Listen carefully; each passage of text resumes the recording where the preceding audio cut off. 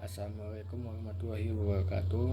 Saya Muhammad Majid Hironari, kelas 6B IKS Pagi dengan NPM 1903090050. Di sini saya ingin menyampaikan terjemahan soal yang diberikan oleh Bapak Sahibul Ansor, yaitu pertanyaan besar, evaluasi kontribusi teori modernisasi untuk pemahaman kita tentang pembangunan. Apa saja? Jelaskan apa yang dimaksud dengan pembangunan. Jelaskan perbedaan antara negara satu dan negara dunia dua. Mengidentifikasi tahapan teori modernisasi. Jelaskan alasan mengapa modernisasi gagal. Analisis dampak dari ide-ide ini dan evaluasi dampak dari pandangan ini. Yang pertama, perkembangan sama dengan perubahan baik. Teori modernisasi 1945 sampai 1980. Akhir dari negara-negara berkembang WW2 tetap miskin meskipun kapitalisme. Kekhawatiran di antara para pemimpin barat bahwa kemiskinan akan mengarah pada komunisme. Mengapa ini menyangkut barat? Lebih sedikit mitra untuk berdagang.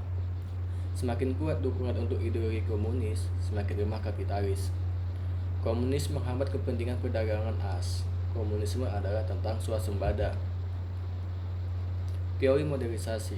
Masyarakat tradisional Durkheim berkembang karena kesamaan keyakinan, menjadi masyarakat yang lebih kompleks dengan keyakinan individu dan kurang seperti komunitas.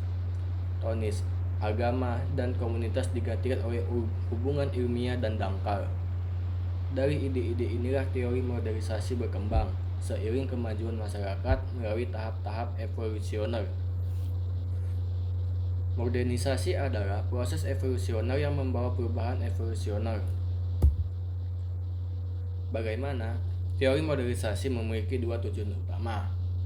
Menjelaskan mengapa negara-negara miskin gagal, berkembang secara ekonomi, secara budaya, memberikan solusi komunis untuk kemiskinan yang menunjukkan perubahan ekonomi dan dorongan nilai-nilai budaya tertentu akan mengarah pada pembangunan. Hal ini dijelaskan oleh Warlock 1971.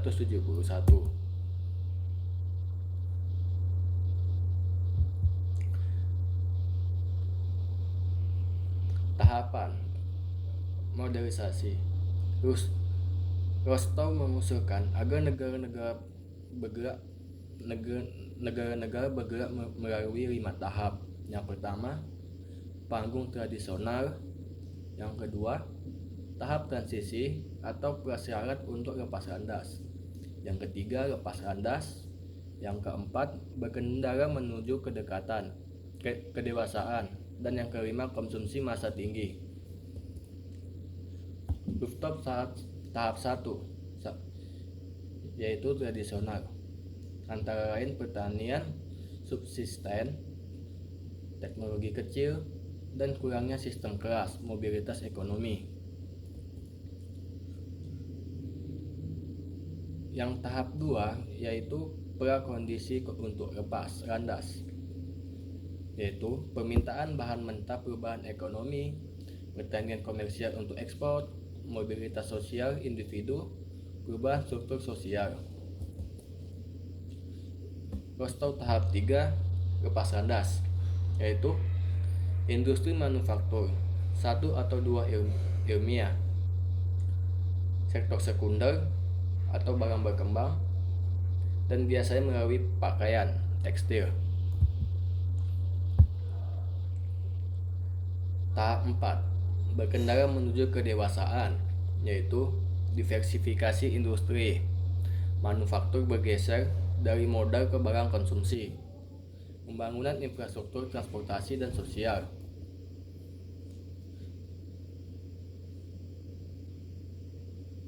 Tahap 5, usia konsumsi massal, yaitu basis industri mendominasi masyarakat, konsumsi massa barang, pendapatan sekali pakai untuk barang, dan konsumsi mencolok.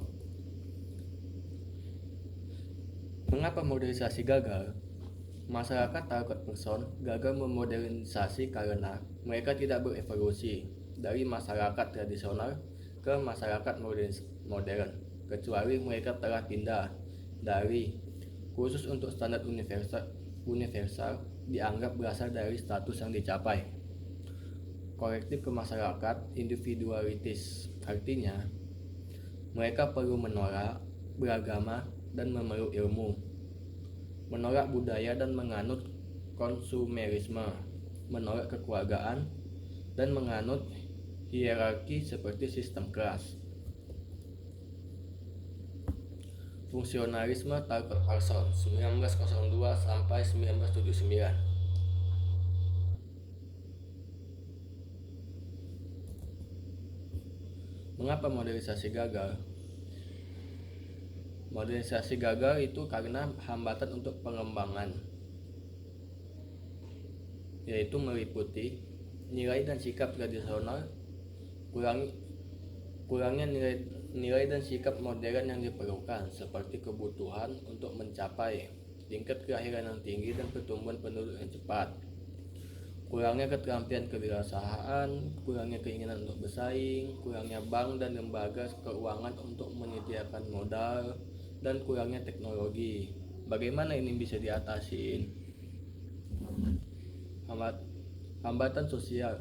Negara-negara berkembang perlu berkembang secara sosial dan ekonomi. Mobilitas sosial, mobilitas geografis, urbanisasi, pendidikan, dan media. Kritik terhadap Rostov. Sejarahnya menjelaskan apa yang terjadi di Barat, tetapi tidak bagaimana mekanismenya. Motor perubahan yang mendasari tidak diungkapkan dan oleh karena itu tahapan menjadi sedikit lebih dari sistem klasifikasi berdasarkan data dari negara maju. Modelnya didasarkan pada norma Amerika tentang konsumsi massal yang tinggi. Modelnya mengasumsikan adopsi tak terelakkan dari kebijakan perdagangan neoliberal. Kritik terhadap teori modernisasi. Model Rostov tidak berlaku untuk negara-negara Asia dan Afrika. Tahapan tidak dapat diidentifikasi dengan benar karena kondisi tahap lepas landas dan pra lepas landas adalah setiap serupa dan tumpah tindih. Menurut Rostov, pertumbuhan menjadi otomatis pada saat mencapai tahap kedewasaan. Tetapi Cousins menegaskan bahwa tidak ada pertumbuhan yang otomatis, selalu ada kebutuhan untuk mendorong. Tesis Rostov biasa terhadap model modernisasi Barat, tetapi pada saat Rostov, satu-satunya ekonomi dewasa dunia berada di Barat dan tidak ada ekonomi yang dikendalikan berada di era konsumsi massal yang tinggi. Kritik terhadap teori modernisasi. Banyak negara membuat awal yang salah, kemudian mencapai tingkat kemajuan dan perubahan, dan kemudian tergelincir kembali. Dalam kasus Rusia kontemporer mundur dari konsumsi massal yang tinggi ke negara dalam transisi. Penyebab utamanya adalah perubahan politik dan lingkungan serta perang dingin. Dia tidak banyak bicara dan memang menawarkan sedikit harapan untuk negara-negara kecil dengan sedikit cara alami sumber daya seperti Rwanda. Teori ekonomi neoliberal bagi Rostov dan banyak lainnya memang menawarkan harapan bagi sebagian besar dunia bahwa kedewasaan ekonomi akan datang dan usia konsumsi massal yang tinggi sudah dekat. Kritik terhadap teori modernisasi. Nilai-nilai tradisional masyarakat berkembang memiliki nilai yang kecil, melihat nilai-nilai Barat sebagai superior.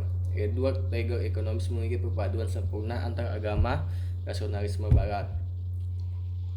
Teori terhadap modernisasi mengabaikan krisis modernisme, masalah sosial seperti tunawisme, kemiskinan, tingkat kejahatan yang tinggi, penggunaan narkoba, dan bunuh diri.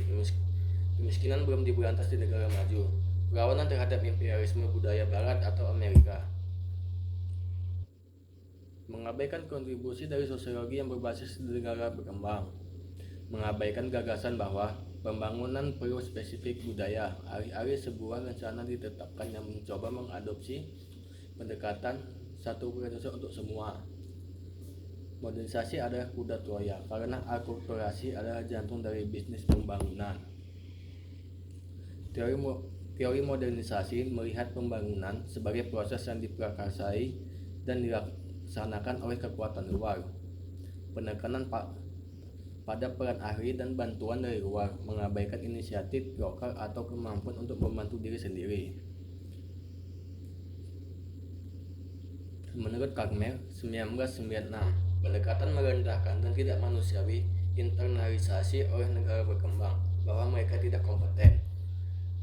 Dan menurut Sankara, 1988, melihat ke barat untuk arah menjadi tergantung. Kritik terhadap modernisasi. Dorongan barat terhadap elit LEDC yang telah korup dan mementingkan diri sendiri telah menciptakan ketidaksetaraan dalam kekayaan dan kekuasaan dalam masyarakat.